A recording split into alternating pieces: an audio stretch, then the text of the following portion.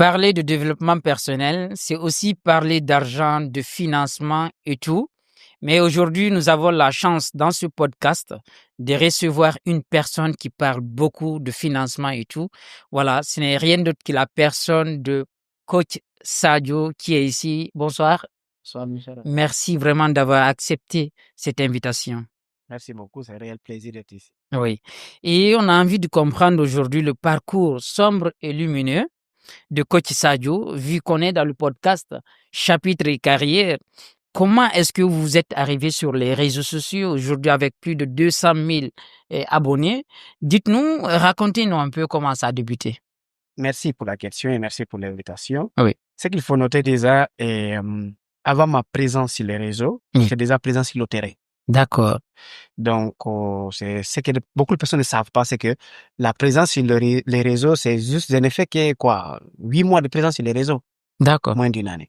Mais avant, depuis 2019, j'étais présent sur le terrain. Oui. Et avec des programmes de formation, des conférences qu'on animait dans les universités. D'accord. Sur le développement personnel, sur tout ce qui parle business et autres.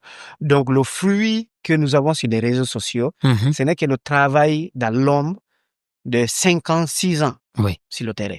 D'accord. Donc, c'est pourquoi, juste en une présence de quelques mois sur les réseaux, ça a fait vraiment un résultat positif. Mais à la base, on travaille sur le terrain. Donc, si on parle, en grosso modo, l'expérience que j'ai eue sur le terrain, tout ça. Donc, j'ai commencé, j'ai rencontré le développement personnel pour la première fois, c'est, je pense, 2017, comme ça, 2016, 2017. D'accord. C'était une fois, je suis allé à l'AD pour assister à une cérémonie familiale là-bas. Oui. Arrivé là-bas, j'étais en train de me promener avec des amis. Moi, j'aime beaucoup le football. Aller au stade de l'AD. Donc, à côté, il y a la maison de jeunes. Oui. Arrivé là-bas, j'ai vu à la maison de jeunes, à côté, on appelle la sécose. Donc, il y avait une formation de développement personnel. Et la bonne nouvelle, c'était une femme qui animait cette formation. Ok. Moi, je savais même pas c'était quoi le développement personnel. Oui. Donc, je viens dans la salle, je regarde. Je suis la formation, j'étais juste venu pour voir quoi. Quand j'ai suivi la formation, j'ai vu que c'était très pertinent ce que la dame disait. On dirait qu'elle s'intéressait directement. Directement, ouais. Elle parlait de tout ce qui parle de confiance en soi, parlait de tout ce comment, qu'est-ce qu'il faut faire pour atteindre vos objectifs et tout ça. Oui. Mais on dirait, je vibrais là où j'étais même arrêté, c'était en train de regarder. Ok. On dirait qu'elle parlait exclusivement. Ouais. Après la formation, je suis allé vers elle directement. J'ai dit, madame, ça va, vous allez bien, ce que vous donnez la formation, c'est intéressant, mais c'est très cool, quoi. Qu'est-ce que c'est? Ouais. Elle m'a dit, c'est le développement personnel. J'ai dit, ok, il n'y a pas de problème. Maintenant, est-ce que moi, j'ai envie de suivre ça régulièrement? Oui. Parce que ça a vraiment vibré, ça m'a fait vibrer, ça a résonné en moi. Oui. Donc, automatiquement, qu'est-ce qui s'est passé? Donc, j'ai pris son numéro, elle m'a dit qu'elle est à Conakry, elle est dans une ONG. Ok. Donc, rentrer à Conakry, il faut la contacter, elle va m'inviter dans leur ONG, elle donne des formations, il donne des formations là-bas. Régulièrement. Tout le week-end, des formations. J'ai dit, ok, après, arrive à Conakry, c'était pressé d'aller de l'appeler. Ah, Avant même de venir, quand elle m'a parlé, elle a dit développement personnel, je suis allé sur Internet directement. C'est commencé à cliquer et chercher. J'ai vu des vidéos là. Le jour là, j'ai pas dormi là. Toute la nuit, jusqu'à 6 J'étais heures, là. 7 heures. J'étais devant les vidéos. Ah oui. C'est regarder des vidéos de motivation, d'inspiration. À chaque vidéo, je sentais une vibration. À chaque vidéo, je sentais Il y a quelque chose qui résonnait. Donc, qu'est-ce qui s'est passé? Après ça, arrivé à Conakry, directement, j'ai appelé la dame. Elle m'a invité. C'était un vendredi. Déjà, l'ONG, c'est la Fondation Afrique Émergente. Qui est sortie déjà de passage.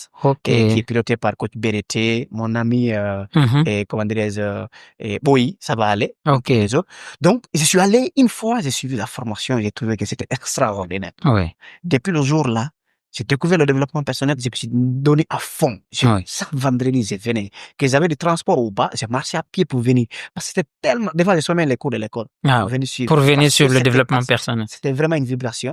Et la nuit, j'ai passé sur des réseaux sociaux, sur YouTube surtout, pour formation. Oui. J'ai eu le déclic à la Fondation Afrique Émergente, cadre développement personnel, mais je suis rentré dans l'auto-formation directe. Ok, autodidacte. L'auto-formation tout le temps, YouTube tout le temps, sur les réseaux sociaux, je faisais que liker, voir des vidéos qui parlent de développement personnel. Oui. Donc après ça, et j'ai participé à des programmes au sein de la Fondation comme des formations des formateurs, j'ai commencé à partager mon expérience. Donc c'est comme ça a commencé. Et à chaque fois que j'ai partagé mon expérience, chaque fois que j'ai fait donner des formations, les gens trouvaient quelque chose de particulier qu'ils avaient.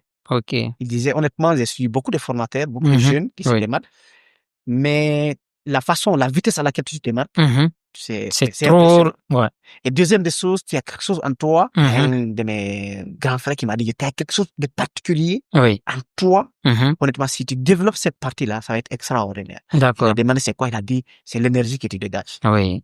Il a dit c'est impossible que quelqu'un passe à un des programmes de formation, que la personne ne se sente pas vibrer et ressent les émotions exactes de ce que tu es en train de faire. Tout à fait. Donc, il y avait une vraie énergie et tout ça. Quand tu te concentres, tu vas devenir un excellent conférencier et tout ça. Oui. Donc, j'ai commencé, je ne croyais pas au début, mais bon, à force de faire, à chaque fois, je vois des retours.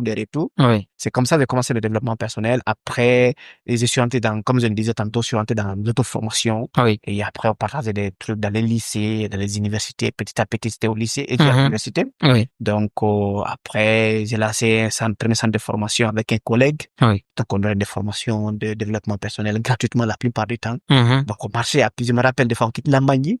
Parce que j'étais à la Manie. On quitte la Manie pour aller jusqu'à Kisoso. À pied. Très loin. Ah oui. Pour juste faire une formation gratuite en développement. De Lambaye à Kisoso. C'est pas proche quand même. C'est pas proche. À pied, juste une formation gratuite. Je me rappelle une fois, j'étais avec mon ami, on part pour faire la formation. Arrivé là-bas, je croyais qu'il avait du transport. Lui aussi croyait qu'ils avaient un peu d'argent. Il n'avait pas d'argent, c'est pas. Chacun d'entre vous. Après la formation, j'ai dit, OK, bro, moi, j'ai pas d'argent. Oui. Il dit, moi, je n'ai pas d'argent. Mais on a dit quoi? C'est-à-dire qu'on a laissé, on a attendu jusqu'à ce que les bénéficiaires de la formation partent, mais pas pour que les formateurs n'ont pas de transport. Oui. Pour que nous, maintenant, on prenne Et puis, mais la bonne nouvelle qui était derrière, il y avait une motivation. Ah oui. C'est-à-dire, on ne savait pas que c'était un travail. On voulait qu'à chaque fois, ça vienne même. Si même le lendemain, tu nous invites, viens, formation, on vient. Moi, j'ai juste envie de savoir, est-ce que dans cette formation que vous avez lancée là, parce que quand même, c'est une pire anecdote, hein? Racontez ça au fait, vous n'avez pas le prix de transport. Est-ce que ce jour-là, vous avez parlé de financement, comment gagner de l'argent? Non, c'est purement le développement personnel. OK. Moi, j'ai commencé avec le développement personnel. OK. Actuellement, je suis un business coach. Beaucoup focalisé sur le business. Oui, on va en parler quand même. Bien sûr. Oui. Mais à la base, j'ai commencé d'abord plus de 2-3 ans. En train de consommer que du développement personnel. OK. Plus de parole en public, confiance. Oui. S'il y a une chose qui, ça m'a permis même ça m'a facilité la tâche quand je me suis lancé dans l'entrepreneuriat, parce que j'avais une personnalité. Je travaillais beaucoup en moi. Et je le dis souvent, le succès, c'est pas quelque chose qu'on court après. Oui. C'est quelque chose qu'on attire à devenir la meilleure personne. Tout à fait. Alors, moi, j'avais plus de 2-3 ans travailler sur moi, sur ma façon de penser, sur mes croyances, sur mon développement personnel, sur ma discipline et tout ce qui suit. Avant de commencer, j'étais déjà un militaire avant de commencer l'entrepreneuriat. D'accord. Quand j'avais des objectifs, j'étais très discipliné pour les atteindre, et focus à 100%. Donc, ça m'a beaucoup aidé à avoir des résultats dans le monde du business et tout ça. Parce que justement, en parlant d'objectifs, moi, il y a quelque chose aussi qui m'intrigue beaucoup plus. Il y a tellement de personnes qui ont envie de réussir, ils se fixent des objectifs qui sont clairs, limpides, mais parfois il y a un blocus. Je ne sais pas si vous pouvez nous parler un peu plus sur ce qui peut bloquer une personne pour atteindre ses objectifs.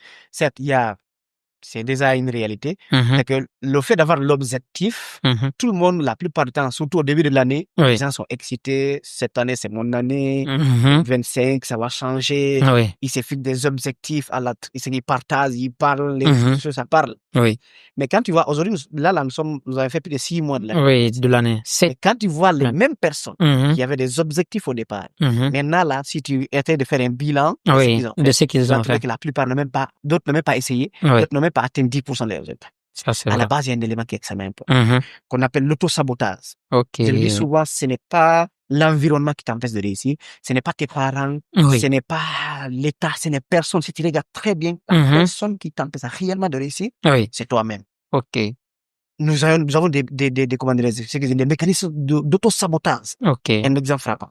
C'est-à-dire, on ne devient pas ce qu'on veut, on ne devient pas ce qu'on souhaite, on ne devient pas ce qu'on rêve ou on prie, on devient ce à quoi on croit. Même si les ambitions, les objectifs, tu les as écrits, mais qu'à la base, tu ne crois pas que tu n'es pas capable de le faire.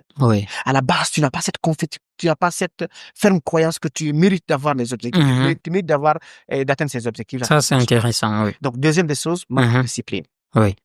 Parce que beaucoup de personnes pensent qu'on a besoin de la motivation pour réussir. Certes, on a besoin de la motivation pour commencer, mais ce qu'on a plus besoin, c'est la discipline.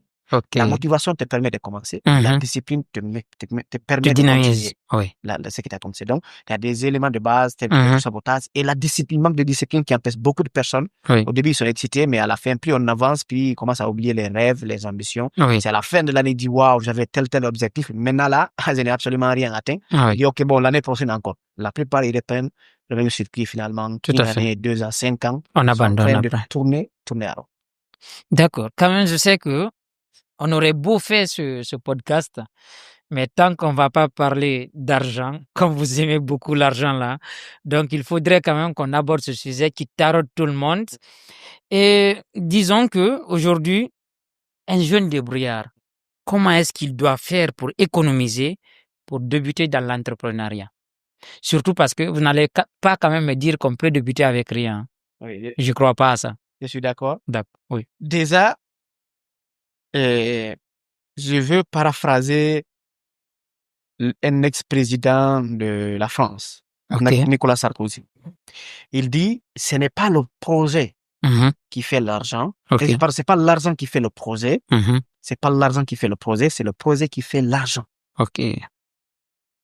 Donc, si aujourd'hui tu es jeune, tu veux te lancer dans l'entrepreneuriat, il faut comprendre que si tu te dis que c'est l'argent qui m'empêche de commencer, c'est l'argent qui m'empêche de passer à l'action, c'est qu'en réalité, ce n'est pas l'argent. D'accord? En réalité, ce n'est pas l'argent. Oui. C'est une question d'état d'esprit. Donc, pour commencer un projet, un jeune qui veut se lancer, pour commencer un projet, ce qu'il faut comprendre, c'est qu'il y a plusieurs types de capitaux pour commencer un projet. Il y a le capital humain, il y a le capital financier, il y a le capital relationnel, il y a le capital compétence. Donc, j'affirme ici avec croyance et fermeté qu'on peut commencer une entreprise avec 0 francs. On peut commencer une entreprise avec rien.